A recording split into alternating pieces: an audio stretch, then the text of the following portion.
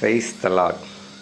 இன்றைய தினத்திற்கான கேள்வி: கர்த்தர் தீங்கு நாளுக்காக யாரை உண்டாக்கினார்? உங்கள் பதிலை மேற்கண்ட வாட்ஸ்அப் எண்ணிற்கு அனுப்புங்கள். நேற்றைய கேள்விக்கு பதில் சிறு புத்தகம் வெளிப்படுத்தலில் உள்ளது. நேற்றைய கேள்விக்கு பதில் சொன்ன முதல் 3 வருட புகைப்படமும் மற்ற அனைவருடைய பெயரும் இடம்பெற்றுள்ளது. நம்முடைய சேனலை லைக் பண்ணுங்கள், ஷேர் பண்ணுங்கள், சப்ஸ்கிரைப் பண்ணுங்கள். நன்றி.